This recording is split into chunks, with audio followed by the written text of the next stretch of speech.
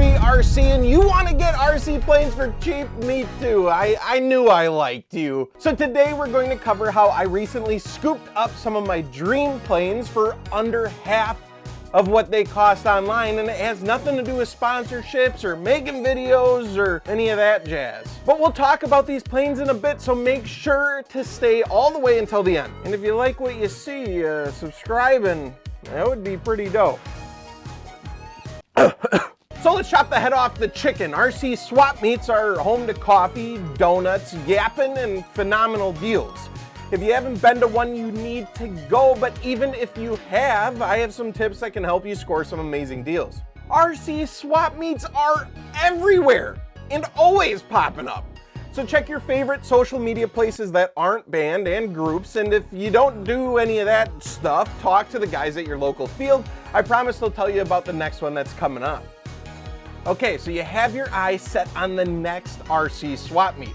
Here's one of the biggest mistakes that people make: not showing up right as the doors open. Yes, it's early. Yeah, I like sleeping in on the weekends too, but the best deals and the hottest planes are most likely going to go in the first 20 minutes of being there. Show up early. It also doesn't hurt to have an idea of what you're looking for before going. Obviously, you don't have a magic 8-ball that will tell you what's there, right? Because if you do, tell me, I've been trying to get one. But get in the mindset of, I could go for a new EDF or maybe a glider, or you know what? I want to try out nitro planes for the first time.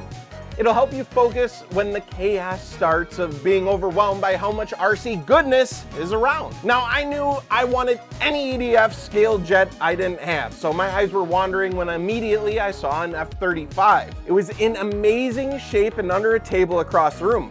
Beelined it there immediately, started having some RC conversation, and this leads me right into my next tip. Do not be afraid to negotiate. Now, I'm not saying lowball the poor lad and make it awkward, but just because they're asking a price doesn't mean they can't come down a little bit. You know what I'm saying? The F-35 was listed at 150 bucks, and honestly, that was a great deal, but your boy brought 20s. So I hit him with the, well, would you take 120? He said, absolutely. Boom! It's got a $300 jet that's in like new condition for $120. They even had a receiver in it, which honestly can be another negotiating tip. If you don't have enough cash with you, don't be afraid to ask if they maybe can keep the receiver and then shave a little bit off the price. Or you could ask too, like, do you have a battery that could come with the plane? You'd be surprised how you can work a deal to work out best for everybody. Now this tip is huge and overlooked. Let me paint the picture. You got here early, you did some negotiating, maybe you had a donut. Time to leave, right? No. Stay until the end if you can. If the place isn't completely picked over, this is the absolute best time to get the best possible deals. People don't want to leave with what they brought in to sell. Right at the end of the meet, sellers are in a little bit of a panic state. They're sweating. Prices are starting to get slashed. People are writing OBO next to the price.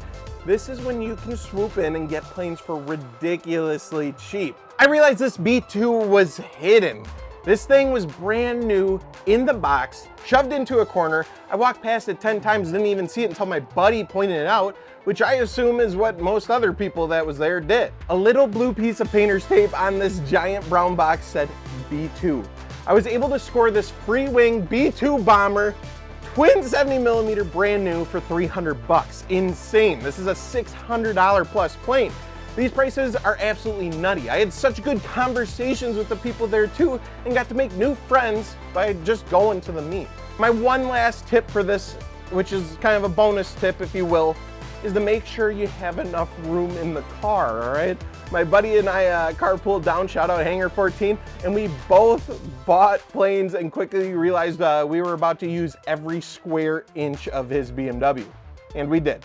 Luckily, it did all fit with years of Tetris experience. But what tips do you guys have? Make sure to comment and let's have some good conversation down below.